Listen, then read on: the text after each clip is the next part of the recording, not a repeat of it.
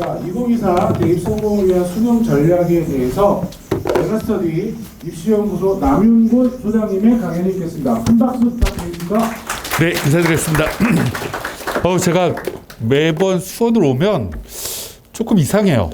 원장님이 워낙 앞에 다 얘기하셔가지고 뭔가 오디션에 이제 뒤에서 기다리고 있는데 제가 불러야 될 곡을 먼저 다 부르셔갖고 어떡하지? 라는 생각이 좀 드는데 이제 하나씩 좀 설명 좀 들어보도록 할게요.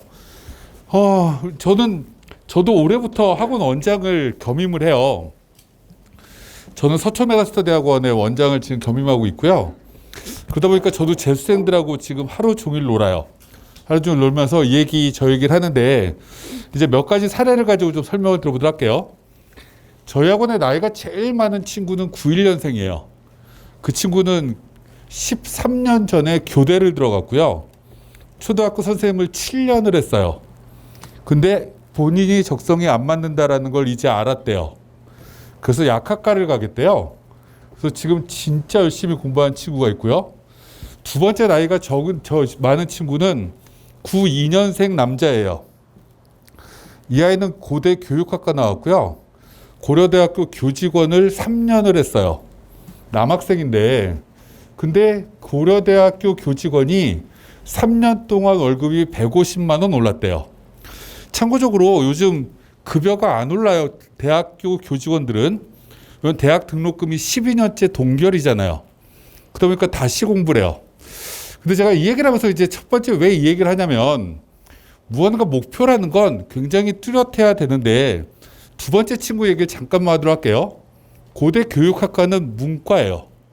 그리고 예전에 초등교육과를 들어간 친구도 문과였고요. 근데 이 두 명의 친구가 모두 다 의대나 약대를 가겠대요.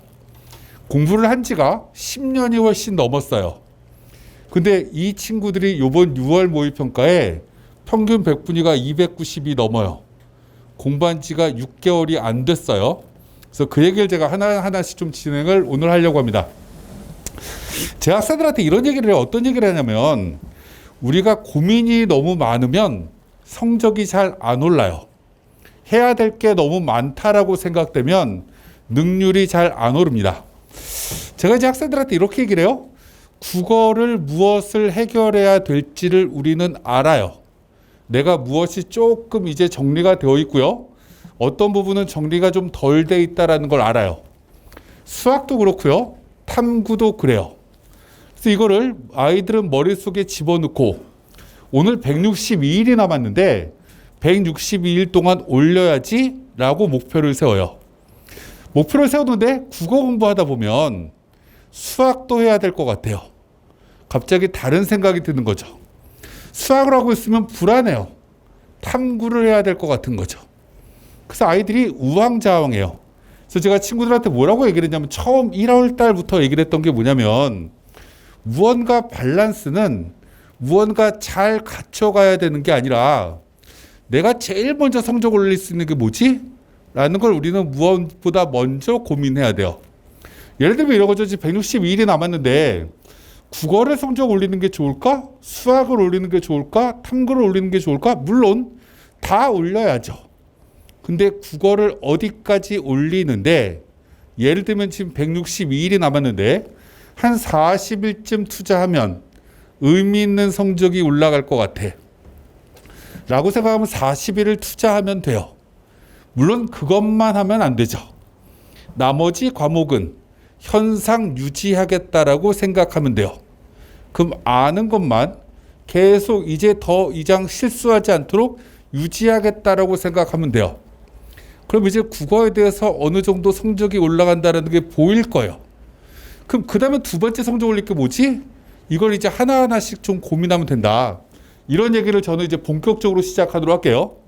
올해는 우리나라 수능을 보는 친구들 중에 가장 적을 거예요.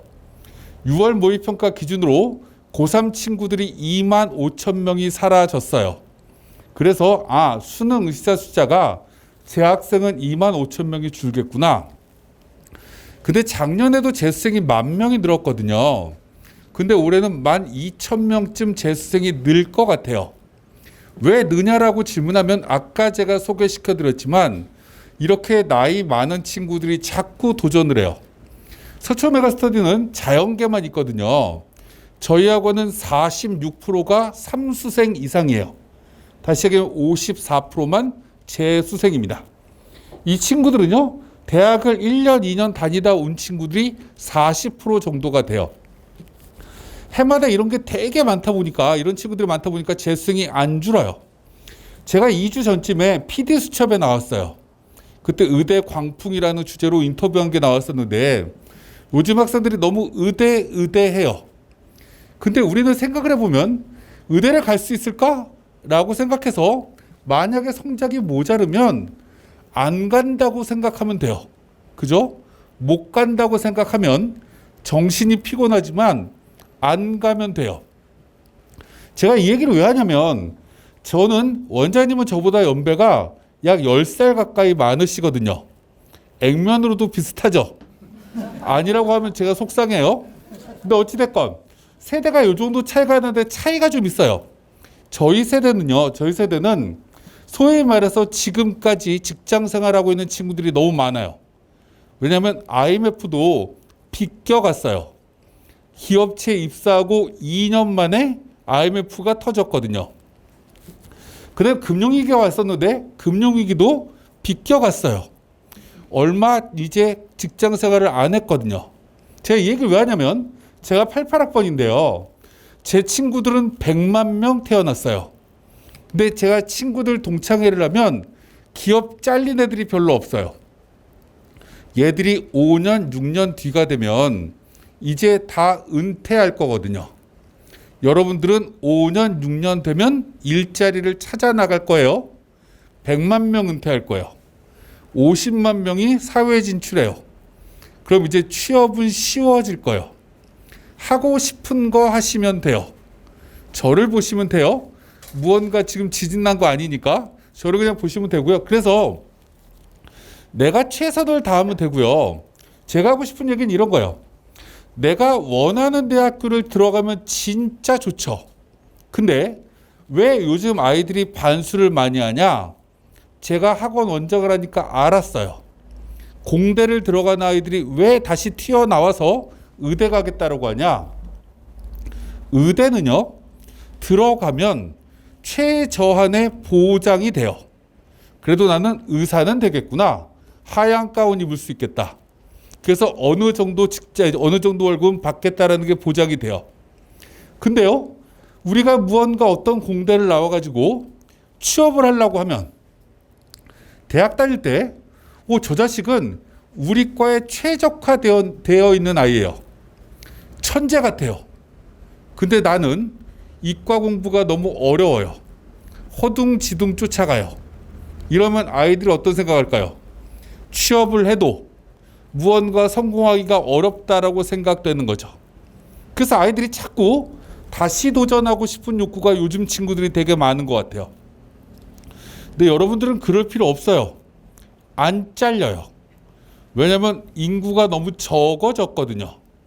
여러분들보다 10살 어린 친구들은 30만 명도 안 태어났어요.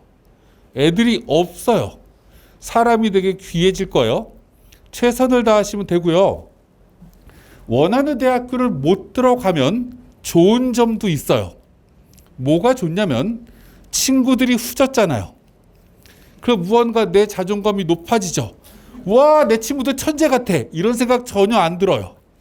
그렇기 때문에 무언가 생각을 한번 해봐야 될 것 중에 하나는 이제 우리는 자존감을 좀 높이면서 생활을 해야 되는데 이왕 재수할 때 성적이 올라야 자존감이 높아져요. 그래서 그 얘기를 하나하나 하도록 할게요. 필요없는 거 넘어가더라고. 아까 우리 원장님이 과거에 정말 유명했던 국어 선생님이에요. 그래서 국어 얘기를 되게 많이 했는데 이제 조금 현실로 한번 얘기 한번 해보도록 할게요. 평가원에서 수능 시험을 2번 봤어요. 바뀐 수능에서 6월, 9월까지 하면 올해 6월달 걸 빼면 총 6번 시험을 봤어요. 6번의 국어는 1등급이 제일 낮았던 게 83점이고요. 제일 높았던 게 96점이에요. 이렇게 시험이 어려웠다 쉬웠다를 하는데 평균을 딱 내보니까 1등급이 89점쯤 돼요. 6번의 시험이. 근데 놀라운 사실이 하나 있어요. 이 시험 6번을 다 더했더니 정답률이 60%가 넘어가는 문제를 다 더하면 78%예요. 그럼 우리가 국어는 2점짜리가 어렵냐 3점짜리가 어렵냐라고 질문하면 랜덤이에요. 어떨 땐 3점짜리 되기 쉽고요. 친구들 시험 봐서 알아요. 어떨 때 2점짜리가 더럽게 어려워요. 배점 고려하지 않습니다. 그럼 다시 얘기하면 60% 이상의 정답률을 보이는 건 학교에서 그냥 일진 생활을 하거나 그냥 자거나 이런 친구들을 빼고 공부를 좀 하는 친구들은 대부분 맞출 수 있는 시험이에요. 이 문제가 60% 이상이에요. 그게 78점이에요. 그럼 이것만 다 맞으면 78점이겠네요? 아니요. 나머지 22점은 오지선다형이에요. 찍으면 옆에는 4점 맞겠지만 난 운이 좋아서 5점 맞을 거예요. 그럼 더하면 83점이 돼요. 83점은 놀랍게도 100분위가 88이에요. 6번의 시험에. 그러면 되게 재밌는 게 뭐냐면 이 시험 60% 정답률을 보이는 것만 다 맞추고 나머지는 우주의 기운이 들어오게 기도해서 5점만 더하면 실제로 이 수원에 있는 모든 대학교는 프리패스가 되는 점수가 나와요. 경희대라는 대학, 서울에 있는 대학도 다 갈 수 있는 점수가 나와요. 그럼 우리 생각을 이렇게 보면 그러면 정답률 높은 거부터 먼저 해야 되겠구나 라고 우리는 생각하면 돼요. 기본적으로 메가스터디 홈페이지에 들어가면 정답률 다 나와요. 2년치 수능 모의평가 다 클릭을 해보면 어려운 거 싹 다 빼버리고 무언가 조합 만들 수도 있어요. 이거부터 하시면 되죠. 이거부터 했더니 시간이 9월 말이네. 이러면 아직도 45일이 남았어요. 그럼 하나쯤 더 하면 되죠. 무언가 조금 쉬워 보이는 거. 정답률이 낮은 문항 쪽에 여러 가지가 있는데 보편적으로 사회 지문은 더럽게 어렵고요. 과학 지문 더럽게 어려워요. 그럼 6문항이 출제되는 인문 지문, 철학이라든지 예술 나오는 게 상대적으로 조금 더 쉬운 게 일반적이에요. 이거 하나만 하면 잘하면 1등급 나와요. 이렇게 무언가 우리는 단계적으로 생각해야 된다. 우리가 모든 걸 열심히 공부하면 된다 라고 얘기하시면 안 돼요. 대통령도 사법고시 9번 봤어요. 저 형은 18번 봤어요. 공부를 열심히 해도 안 돼요. 왜 그러냐면 사람의 머리는 무언가 외우고 나면 머릿속에 저장되는 게 아니라 잊어버리는 놀라운 실력을 가지고 있어요. 근데 더 큰 문제가 뭐냐면 공부한 것 중에 과거 중에 무엇을 잃어버렸는지를 확인할 수가 없어요. 그죠? 이게 가장 큰 문제인 거예요. 그럼 우리가 기본적으로 열심히 공부해야 되는 게 아니라 확실하게 아는 게 무엇인가를 기본적으로 생각해야 되는 거죠. 제가 저희 학원 아이들한테 이런 거 시켰어요. 뭘 시켰냐면 생명과학을 선택하면 지구과학을 선택하면 1단원을 공부를 하고 났으면 2단원까지 공부를 했으면 내가 공부를 다 했는지 안 했는지를 확인하는 제일 좋은 방법은 A4지 한 장 꺼내놓고 알고 있는 거 다 쓰는 게 가장 좋게 확인하는 방법이야. 왜냐면 다 적혀있는 책을 교과서든 참고서든 다 적혀있는 걸 다시 보면 사람은 착시현상이라는 게 생겨요. 우와, 이거 1학기 때 봤던 거다. 그래서 머릿속에 있을 거다라고 착각해요. 그래서 이걸 또 보면서 와, 이거 3월 모의평가 때 문제로 나왔던 단원인데 그때 맞았는데 이런 쓰잘데기 없는 것만 기억이 나요. 왜요? 사람은 희노애락이 가장 머릿속에 오랫동안 각인되거든요. 그때 맞았던 기분이 머릿속에 오래 남아서 외웠던 거다라고 사람은 착신을 느껴요. 그리고 다 적혀있는 책을 보니까 알고 있는 것처럼 느껴지는 거죠. 그리고 넘어가요. 그리고 빼빼로 돼 있는 날 잊어버릴 거예요. 이러면 망하는 거죠.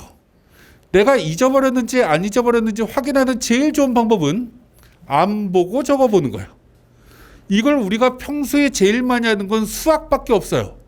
수학은 풀어야 되니까 수학은 무언가 쭉 풀면서 막히는지 안 막히는지 확인하지만 국어나 영어나 탐구는 이렇게 무언가 정돈을 해보지 않으면 굉장히 힘들다. 그래서 중간중간에 적어보실 필요가 있다라는 말씀을 드리고 두 번째 얘기를 해보도록 할게요. 이게 이제 지금 6월 1일 날짜로 어디가라는 사이트에 정시의 결과도 다 나왔고요. 수시의 입시 결과도 모두 다 발표했어요. 그 우리가 이제 한 번씩 이렇게 보자고요. 이렇게 쭉 보면 지금 의대 점수는 뺐는데 고려대 제일 높은 학과가 97.5래요. 제일 낮은 학과는 92쯤 된대요. 그 우리가 이제 여기서 생각을 한번 해봐야 되는 거죠. 고려대쯤 가려고 하면 1등급쯤 맞으면 웬만한 과는 다 가겠구나 라고 우리는 볼 수 있어요. 경희대쯤 가면 85.2라고 되어 있는 과가 있어요. 이게 여기서 걸어가긴 좀 애매하지만 버스 타면 금방 가는 영통에 있는 학교예요. 여기도 지금 86.3도 국제 캠퍼스에 있는 학과예요. 100분위를 86 정도만 맞으면 경희대를 갈 수 있구나. 친구들하고 술 먹고 집에 올 때도 걸어올 수 있겠는데? 이렇게 장점을 생각하면 돼요. 근데 어찌됐건 이렇게 점수가 나와 있어요. 그럼 우리 생각을 한번 해보자고요. 내가 만약에 90쯤 맞아야 되는 100분위를 국어, 수학, 탐구를 맞아야 돼 라고 생각을 하면 학생들이 어떻게 해서 가냐면 나 100분위 2등급까지 올리려고 열심히 공부해야지 라고 생각해요. 전 학생들한테 뭐라고 했냐면 거꾸로 하라고 그랬어요. 100분위 90을 맞으려고 하면 10점이나 점수가 빠져야 되는구나. 그럼 뭘로 10점을 틀리지? 라는 걸 무언가 생각을 먼저 해야 될 필요가 있는 거죠. 국어를 뭘 틀려야 이 점수가 나올까? 그 뭘 틀린다라는 건 내가 제일 어려운 걸 버리면 되는 거죠. 수학도 제일 어려운 걸 버리면 돼요. 굳이 생명과학 하는데 유전 공부할 필요 없고요. 화학 공부하는데 이런 거 공부할 필요 없어요. 90만 맞을 건데. 그것까지 다 공부해야 되는 친구는 수능 성적표 발표 날 내 이름이 일간지에 등장해야 되는 친구들이나 다 해야 되는 거죠. 기본적으로. 뭘 버려야지를 먼저 해야 내 마음이 가벼워져요. 이건 안 해도 되겠구나. 진짜 안 할지 해야 될지는 나머지가 완벽하게 끝나는 시점에 따라 다른 거죠. 이걸 버리기로 약속을 했는데 날짜가 10월 10일이야. 한 달 동안 뭐하고 놀지? 이렇게 생각하는 친구 없어요. 그 다음에 또 하고 싶어지죠. 나 고대 가고 싶은데? 이러면 그 다음에 뭐 할까 고민하면 돼요. 뭘 버릴까를 고민해야 돼요. 그럼 우리가 이 뭐를 버릴까를 가만히 생각해 보면 과거에 어려웠던 걸 버리면 돼요. 확률적으로. 그럼 예를 들면 작년에는 국어가 과학 지문이 어려운 게 3개 나왔어요. 4개 중에. 재작년에는 사회 지문이 4개 중에 3개가 어려웠어요. 어렵다라는 기준은 정답률 50%가 안 되는 문제가 4개 중에 3개씩 나왔다라는 거예요. 번갈아 가면서 이렇게 3개씩 나왔어서 올해는 확률적으로 사회 지문이 어려울 수 있어요. 근데 이번 6월 달은 심리와 관련된 지문이 나오는 바람에 대박 쉬웠어요. 근데 어찌됐건 우리가 과거 통계를 보면 이렇게 왔다 갔다 하면 올해 사회 읽지 않을까? 사회 버릴까? 이렇게 고민해도 돼요.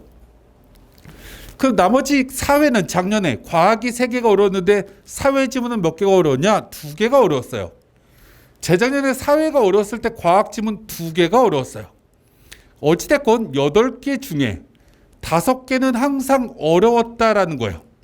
사회지문, 과학지문은. 그러면 모르고 풀어도 2개는 맞추는데 알고 풀어도 3개밖에 못 맞출 수도 있어요. 정답률 50%가 안 되는 문제가 3개밖에 없으니까. 그럼 독인개gin이잖아요. 만약에 그걸 안 해버리면 남들은 45문제를 80분에 푸는데 나는 37문제를 80분에 풀어요. 그럼 가끔씩 기지개 펴도 되고요. 옆에 애들 보면서 야 니들 수고하는구나 라고 하면서 풀어도 돼요. 긴장감이 사라지고요. 무언가 실수할 가능성이 굉장히 많이 줄죠. 이런 걸 우리는 무언가 고민하실 필요 있다. 수투도 굉장히 어려운 게 가끔씩 매번 2개씩 나오고요. 미적분이나 확률과 통계도 2개 정도씩 어려워요. 이게 안 누르면 자꾸 이렇게 왔다 갔다 돼서 제가 눌렀다 안 눌렀다만 할게요. 이렇게 무언가가 되기 때문에 기본적으로 우리는 생각을 해야 될 게 대학이 이 정도라고 하면 내 목표 대학이 어디냐에 따라서 어디까지 틀려도 된다라는 걸 먼저 생각을 해야 심리적으로 편안해져요. 이럴 때 목표를 너무 높게 잡지 마세요. 마지노선을 먼저 잡으시면 돼요. 내가 재수하는 의미가 최대한 어디 가고 싶어서 라고 얘기하지 마시고요. 최소한 어디는 가야지. 그래야 내가 1년을 120살까지 살 건데 0.8% 투자한 이 인생이 안 아깝지 라고 생각하는 마지노선의 대학교를 먼저 확인하시라고요. 거기까지 올리려고 하면 어디까지 점수를 맞아야 되는지 라고 기본적으로 확인해 보시면 됩니다. 2번째 얘기를 하도록 할게요. 여기도 재수생들이 있으니까 제가 통계적으로 말씀을 드리는 거예요. 저는 입시전략연구소장도 하지만 학원 원장도 하는데 제가 올해 학원 원장을 처음 맡으면서 통계를 한번 여러 가지를 조사해 봤어요. 재수생들이 수시를 얼마나 안 쓰나 라는 걸 제가 확인해 봤어요. 이걸 제가 왜 확인했냐면 갑자기 제가 성균관대 입학자문위원을 하고 있는데 성대 입학팀장이 저한테 전화가 왔어요. 선생님 학원 원장 맡았죠? 그래서 축하한대요. 축하는 개뿔 2개를 동시에 해야 되는데 얼마나 죽겠는데. 그랬더니 갑자기 우리 모의논술을 볼 건데요. 모의논술 재수생들한테 나눠주면 안 돼요? 라고 얘기를 해요. 그래서 주면 좋지? 라고 얘기를 했어요. 채점은 안 되니? 그랬더니 그건 안 된대요. 너 어찌됐건 문제만 달라고 했죠. 그래서 궁금했어요. 얘들이 왜 달라고 할까? 왜 준다고 할까? 통계를 봤더니 저희 학원 수원 메가스터디 뿐만 아니라 저희 지금 메가스터디 학원에 몇 명의 재수생이 있냐면 9,000명의 재수생이 있어요. 러셀까지 더하면 이 아이들 중에 논술로 원서를 쓰는 수시에서 수시 원서를 쓰는 아이들이 2년 전에는 5장씩 썼어요. 평균. 작년에는 4장 썼어요. 이 추세대로 가면 더 줄 것 같아요. 왜 재수생들이 자꾸 이렇게 수시를 안 쓸까? 라고 생각을 해보니까 정시가 40%까지 늘어나니까 아이들이 수시 관심이 사라져요. 재수생들은 원래 목표가 수능 성적 올리는 거니까.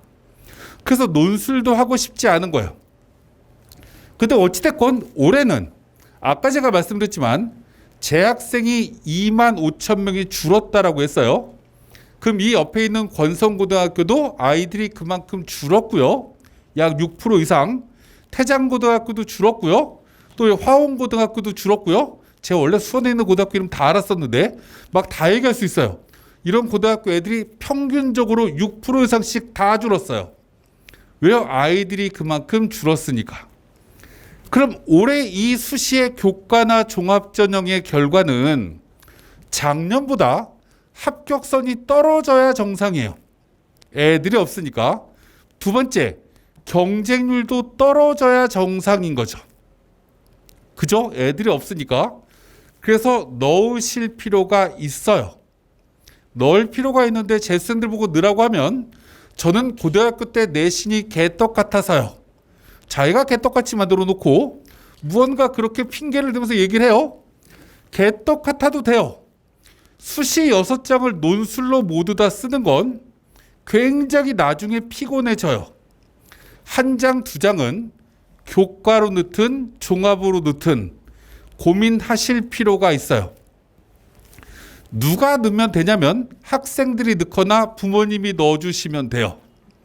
어떻게 넣냐면 우리 아이 6월달 모의고사 성적을 딱 보고 9월달 성적을 딱 봤더니 추세상으로 어느 대학까지밖에 못 가겠구나 라고 판단이 되면 그 위에 있는 대학교만 살펴보면 돼요. 뭘 살펴보면 되냐면 원서수 맨 마지막 날까지 경쟁률을 살펴보시면 돼요.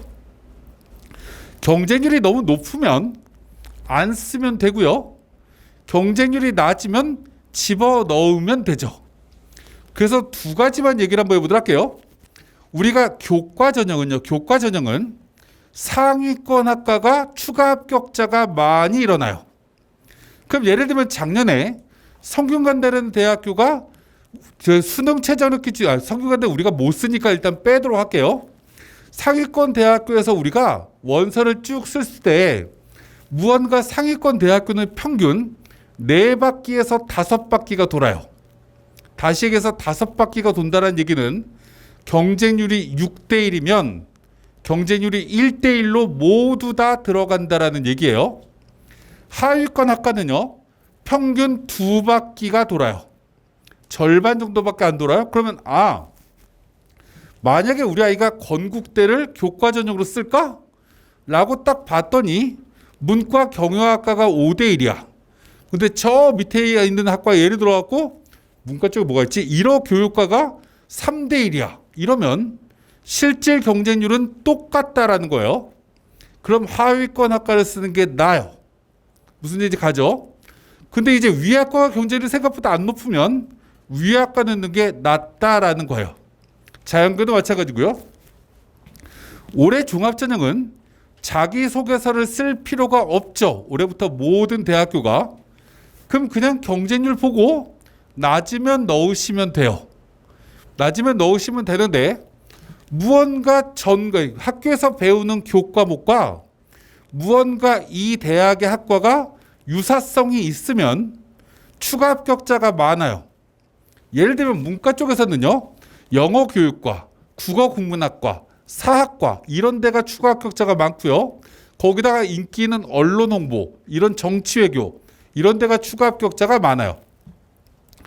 자연계는 수학과, 생명과학과 등등이 추가 합격자가 많아요. 추가 합격자가 없는 학과는 특이한 학과들이에요. 특히 하위권 학과들. 그래서 종합전형을 볼 때도 이런 걸 기본적으로 하시면서 지금 오늘은 수시 설명회가 아니기 때문에 넣으면 좋겠다라는 것까지만 말씀드리고 대부분 다 재수생이라고 했기 때문에 나머지 얘기는 다 넘어가도록 하고 필요한 것만 하나씩 얘기를 좀 해보도록 할게요. 제가 이제 필요 없는 거 아주대학교가 이 근처에 있기 때문에 아주대학교를 이렇게 하나 넣어봤어요. 넣는데 이제 하나씩 한번 보도록 하죠. 아주대학교 입학팀장님은 나이가 올해 59이에요.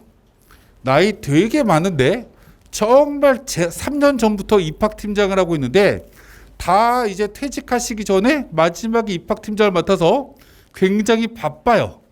근데 이 양반이 처음에 2022 입시부터 입학팀장을 했었는데 그 전에 입학팀장이 수능 최저학력 기준을 2개 등급합 4 이렇게 만들고 떠났어요.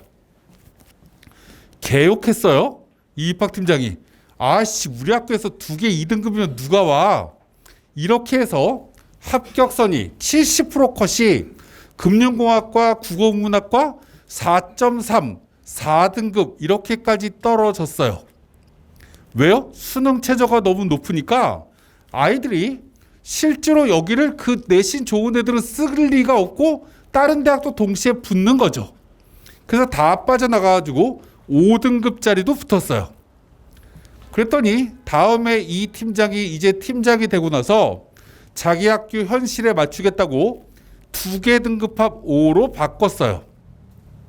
바꿨더니 문과 쪽의 합격선이 이렇게 조금씩 올라갑니다.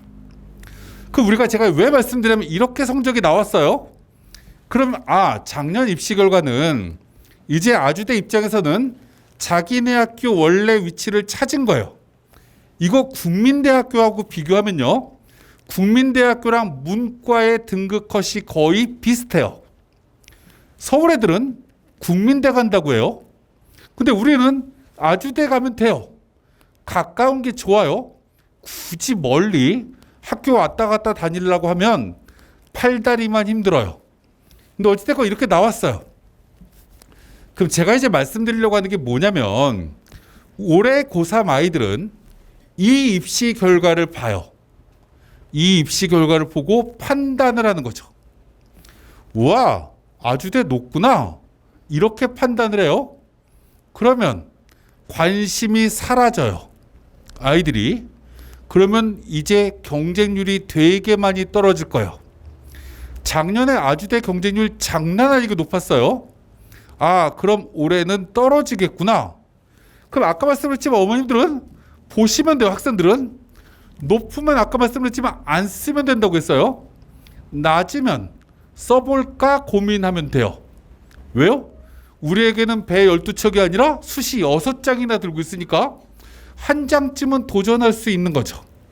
이렇게 고민하시면 된다. 자연계도 마찬가지예요. 2년 전에는 4등급쯤 되는 아이도 들어갈 만한 학과가 있었는데 작년에는요 3.3등급 넘어가는 데가 붙은 과가 없어요. 이렇게 무언가 성적이 올라갔습니다. 단국대랑 비교하면 아주대가 훨씬 높아요. 단국대는 거의 3.8등급 이렇게 떨어져 있거든요. 아, 수능 최저학력 기준도 크게 차이 안 나요. 단국대는 2개가 등급합 6이고요. 얘는 2개 등급합 5라서 얘네가 높아요. 근데 어찌됐건 이 정도 이렇게 나옵니다.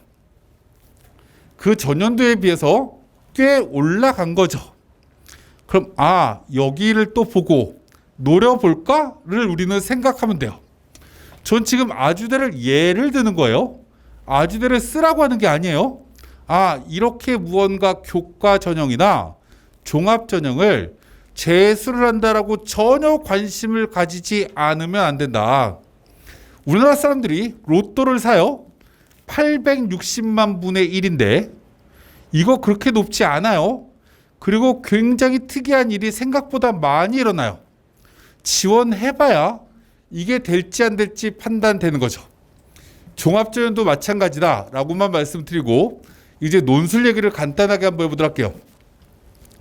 아까 제가 말씀드렸지만 논술 아이들 진짜 안 한다라고 했어요. 근데 우리가 좀 생각을 한번 해봐야 될 것 중에 하나가 이런 거죠. 논술을 왜 안 하지?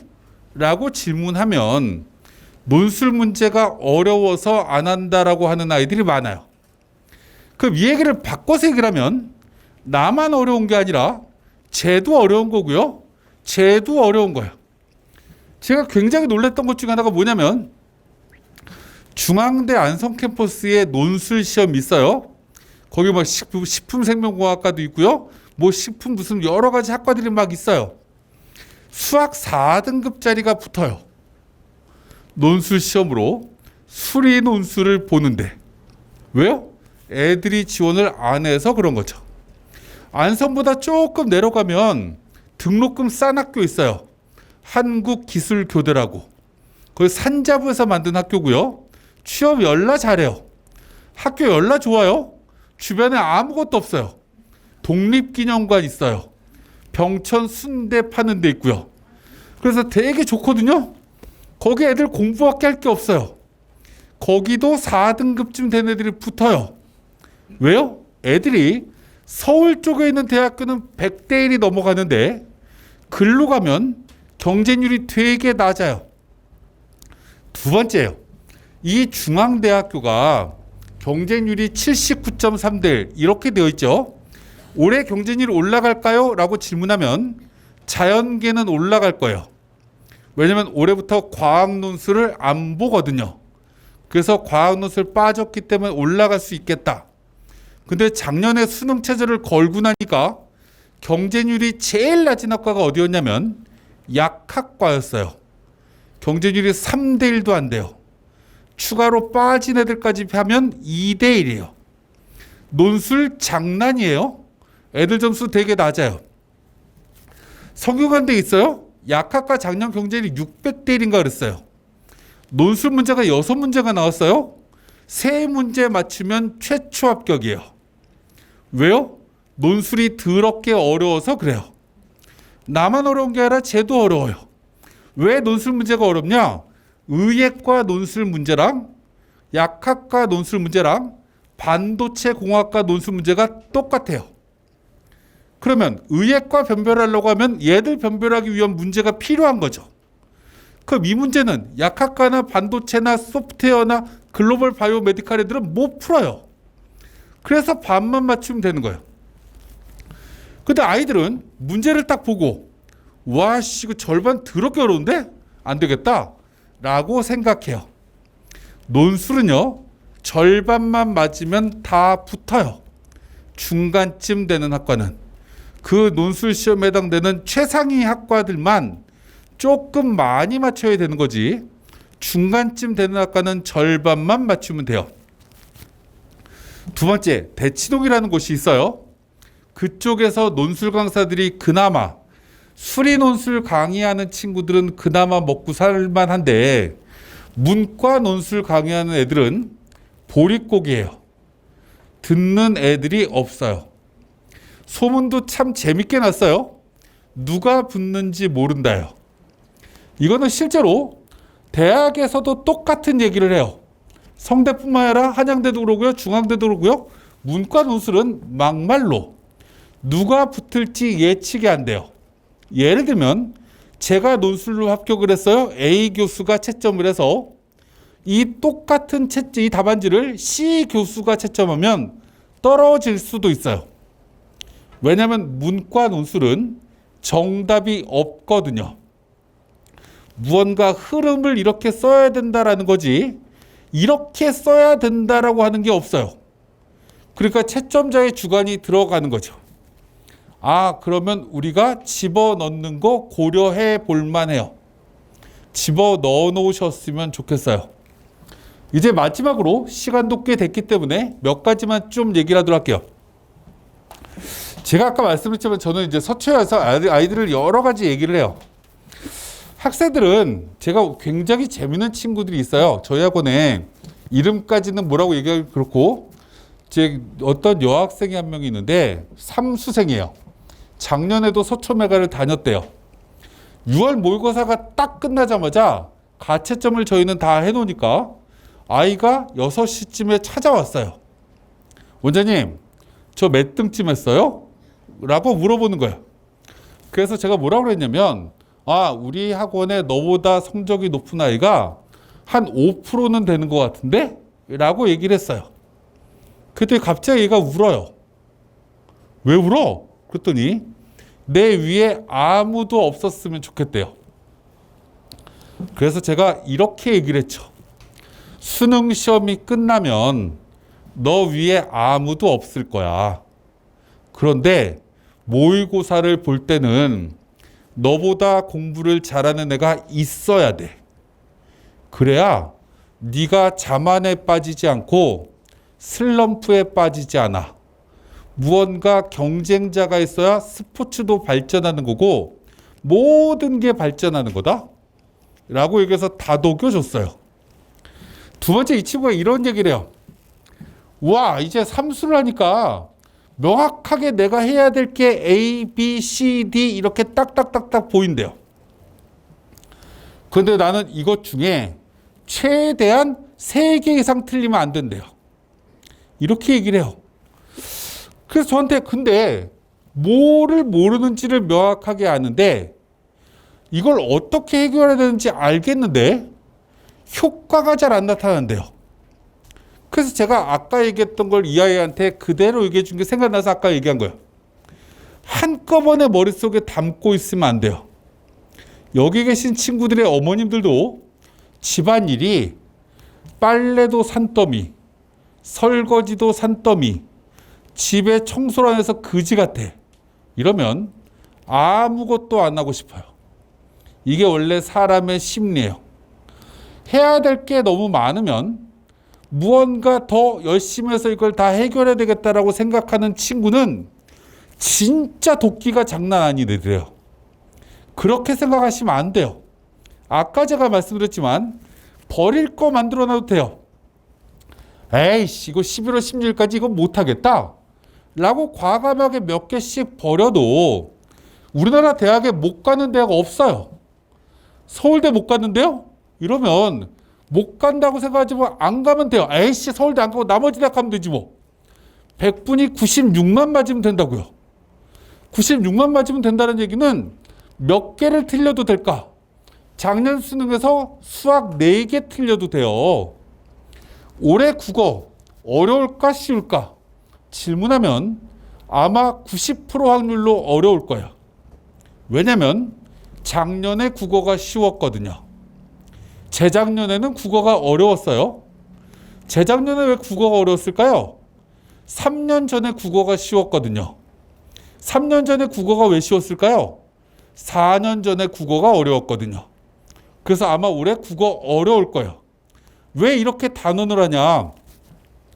우리나라 평가원은 국어 수학의 난이도를 비슷하게 내는 게 목표예요. 근데 이게 항상 홀수년도에 깨져요. 홀수년도에 항상 수학의 평균 점수가 140점이 넘는데 국어가 130점대로 떨어져요. 근데 짝수년도가 되면 국어가 역전해서 더 위로 올라가는 게 우리나라 전통이에요. 아마 올해도 그럴 거예요. 그럼 아까 얘기했지만 어려운 국어가 나온다라고 하면 1개, 2개 버려도 된다고요. 쉽게 나오면 다행인 거죠. 이렇게 무언가 우리는 생각하면서 무언가 마무리를 하는 게 되게 의미가 있다. 그 다음 얘기 이제 마지막으로 얘기하도록 할게요. 그래서 우리는 어떤 생각을 해야 되냐라고 질문하면 9월 6일 날 이제 마지막 시험을 봐요. 연습 게임이에요. 그것도. 이 연습 게임의 의미가 뭐냐라고 질문하면 오늘이 이제 6월 며칠이죠? 6월 8일인가 9일인가 그런데 그러면 지금부터 약 90일이 넘게 90일 정도가 남아있는 기간이에요. 아까 제가 말씀드렸지만 162일 남았어요. 지금부터 162일 동안 이제 이거 안 키셔도 돼요. 이제 안 봐도 돼요. 162일 동안에 9월 6일까지는 90일이에요. 그럼 남아있는 기간에 딱 뭔가 중간 휴식 기간, 무언가 전반이 끝나는 게 9월 5일까지인 거죠. 전반전에 무엇을 해야 될 건가를 우리는 고민하셔야 돼요. 아까 제가 저희 학원에 꼴등한 친구 한 명을 만났어요. 꼴등한 친구를 하나 만났는데 그 친구는 고등학교를 졸업하고 자기가 직장 생활을 했어요. 왜 직장 생활을 했냐라고 했더니 집안이 어려워서 자기가 돈을 벌어가지고 공부를 해야 되겠다라고 마음을 먹었대요. 01년생이에요. 여학생이고요. 2년 동안 직장 생활하고 학원에 와서 공부를 해요. 근데 이 아이가 제일 큰 고민이 뭐냐면 국어나 수학은 이제 어느 정도 정리가 됐대요. 정리가 돼서 이번에 3등급을 2개를 받았어요. 얘 3년 만에 공부한 거거든요. 3년 만에 공부한 건데 얘가 국어 수학을 3등급쯤까지 올려서 이거는 됐대요. 근데 이 아이가 물리를 9점 맞았어요. 그리고 지구과학도 11점 맞았어요. 장난한 거죠. 그냥 찍은 거랑 점수가 똑같아요. 50점에 찍으면 10점이니까. 아는 게 없다라는 거죠. 근데 이 아이가 저한테 이렇게 얘기해요. 지구과학은요, 수업을 들으면 이해가 간대요. 그래서 이건 할 수 있겠대요. 이제부터 붙일 거래요. 자기가 학습하는 시간을 만들겠대요. 그래서 제가 이런 얘기를 했어요. 뭐라고 얘기했냐면 지금 수업을 듣는데 제일 좋은 방법이 인강을 듣거나 학원 수업을 듣거나 이렇게 듣고 이해하고 나서 공부하려고 하지 말자. 첫 번째 뭘 해야 되는 거냐. 지구과학 교과서나 참고서를 1단원을 정독을 해. 우리가 대단원 1이 있고요. 그 밑에 중단원 1, 2, 3, 4 이렇게 있어요. 중단원 1을 딱 읽어. 쭉 읽고 나서 이해가 안 되는 파트만 다 색칠을 해놔. 이거는 교재를 읽었는데 도대체 무슨 말인지 모르겠는데? 라고 생각되고 이해가 되는 거는 놔두고 이렇게 교재를 정독을 해서 2번만 읽어봐. 그리고 나서 인강을 듣든 학원 수업을 듣든 수업을 들어. 듣고 나면 내가 이해됐다라고 되는 부분이 선생님이 어떻게 설명하시는지가 몰입이 될 거야. 내가 그 단원이 무엇이 나올지를 알아야 수업을 듣는데 효과가 생기는 거지. 뭔 소리 할지 모르는 상황에서 수업을 들으면 하나도 효과가 안 생길 거야. 그래서 일단 첫 번째 보고 그 다음에 수업을 들으면서 이 부분은 이렇지 않을까라고 예측되는 건 수업을 들으면서 확인을 해봐. 모르겠다라고 생각되는 걸 수업을 들었는데 잘 이해가 안 돼. 그러면 선생님을 쫓아가. 그래서 질문하면 돼. 그 부분을. 그래서 한 단원씩 이렇게 중단원으로 끝내는 거야. 우리가 과학탐구 교과서를 가만히 보면 이 중단원으로 따지면 한 20개 정도밖에 없어요. 하루에 만약에 이틀에 한 단원씩 중단원 끝내는데 별로 어렵지 않거든요. 그럼 40일 걸린다. 요것만 먼저 하자라고 제가 얘기했어요. 물리는요? 라고 질문하길래 웬만하면 지금 하지 말자라고 제가 얘기를 했어요. 왜요? 라고 질문하길래 그 친구한테 이렇게 얘기했죠. 상명대건, 서울여대건, 가천대건, 경기대건 이 레벨부터는 정시에서도 과학탐구나 사회탐구가 한 과목 반영돼. 두 과목을 공부를 해서 두 과목의 백분위가 70, 70까지 나와봐야 이들 대학교 쓸 때는 백분위가 70밖에 안 돼. 근데 한 과목을 이렇게 무언가 끝내서 85까지 올리든 90까지 끌어올리면 나머지 한 과목 백분위가 50이라도 합치면 70이 되지. 그럼 예를 들면 한 과목 백분위가 90 내면 하나 가군, 나군, 다군 원서를 쓸 때 한 개 대학교는 안정 쓰기가 되게 편할 거 아니야. 서울여대를 안정을 쓰든 가천대를 안정을 쓰든 그래놓고 나머지 두 개는 나의 다른 과목 성적에 따라서 무언가 도전하는 걸 쓰면 되지. 근데 두 개를 한꺼번에 다 펼쳐놓으면 또 머리 터져요. 그래서 제가 그 친구한테 물리 어려우면 하지 말든지 어차피 9점이니까 생명과학으로 바꾸든지 그건 다시 한번 고민을 해보자. 이렇게 뭔가 얘기를 했죠. 우리가 뭔가 공부를 할 때 이렇게 우선순위를 뭔가를 잡아서 뭔가 눈에 보이는 게 있어야 지치지 않아요. 지치지 않게 만들어 주셔야 이 기간 동안 우리가 목표를 향해서 달려갈 수가 있어요. 그걸 우리가 잘 해주셨으면 좋겠고, 마지막으로 얘기하고 싶은 것 중에 하나는 이겁니다. 우리나라 대학은 요즘 뭘 진짜 많이 하고 있냐면 전과라는 제도를 정말 많이 만들고 있어요. 그리고 편입이라는 것도 정말 많이 만들어요. 제 조카아이가 저 강원도의 속초여고를 나왔어요. 전교 1등이었는데 엄마가 욕심을 너무 내서 서울대, 연대, 고대 이렇게 막 다 위에만 쓰는 거예요. 수시에. 제가 안 된다고, 제 사촌 여동생인데 야 이렇게 쓰면 다 떨어져 임마. 그래갖고 억지로 제가 건국대 전기전자를 하나 집어넣었어요. 그랬더니 건국대 전기전자만 수석으로 붙고 나머지는 다 떨어진 거예요. 성대까지 원서를 딱 썼는데 아이가 울고불고 난리가 났어요. 그래서 제가 그 친구한테 뭐라고 얘기했냐면 아까 했던 얘기를 했어요. 친구들이 수준이 떨어진 대학교 들어갔다고 네가 슬퍼하는 거라면 전화위복이라고 생각해라. 학점 관리하기가 너무 쉬울 거야. 친구가 별로 마음에 안 들 거니까 친구 사귀지 마. 그럼 시간이 많이 남지.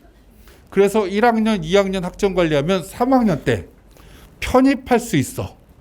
그래서 그 아이가 올해 3월 달에 고대 전기전자로 옮겼어요. 편입으로. 요즘 연대 고대부터 편입 되게 쉬워요. 왜냐면 뉴스에 나오는 것 중에 가장 요즘 키워드가 뭐예요? 서울대, 연대, 고대, 자퇴생 열나 많다가 가장 키워드죠. 자퇴생 왜 많아요? 의대 간다고 반수해서 성공하는 애들 때문에. 그래서 이렇게 무언가 되게 많아요. 그럼 이 얘기를 또 다르게 얘기하면 과를 낮춰서 들어가도 돼요. 왜요? 과를 낮춰서 들어가면 무언가 위에 과 애들이 다른 대학으로 도전해갖고 빠져나가는 애들이 되게 많아서 전과도 되게 쉬워요. 전과 안 되는 대학은 성대, 서강대 그리고 지방 국립대들밖에 없어요. 나머지 다 되니까 목표 대학교를 잡을 때 하위권 학과라도 그 점수에 맞춰야 되겠다라고 생각하면 여러분들이 목표 대학교를 목표로 잡는데 생각보다 좀 수월하겠죠. 우아시나 고대 경영학과 갈 거야. 연세대학교 전기전자 갈 건데 이러면 무언가 목표가 좀 높아 보여서 공부를 할 때 여러분들이 굉장히 힘들어할 수 있어요. 연대 간호학과 가야지 이렇게 생각하면 돼요. 고려대학교 한문학과 갈까? 이렇게 생각하면 돼요. 그럼 목표가 낮아지잖아요. 그렇게 해서 무언가 맞추려고 하면 조금 더 나은 상황이 만들어질 거다. 그래서 끝까지 여러분들이 무언가 좋은 결과를 얻기를 진심으로 바라고요. 제가 아마 7월 달인가 8월 달에 수시 설명회하러 올 거예요. 그때는 이제 수시에 관심 있는 친구들은 수시 설명을 한번 들으러 또 오시길 바라고 그때까지 한 45일 정도 여러분들이 젊음을 한번 끝까지 불태우시는 여러분들이 되시길 진심으로 바라요. 제가 아침에 7시에 학원에 등원하는데 저희 학원에 제일 일찍 오는 애는 6시 20분이에요. 제일 늦게 가는 애는 10시 40분이에요. 집에 가서 공부하실 필요는 없는데 조금 무언가 이렇게 규칙적으로 자기 패턴을 지켜주셨으면 좋겠고요. 그래서 여러분들의 목표를 한번 잘 이루시길 진심으로 바라면서 저 이 정도로 인사를 드리도록 하겠습니다. 감사합니다. 이상으로 수원 대학교대학원 입시 설명회를 마치겠습니다.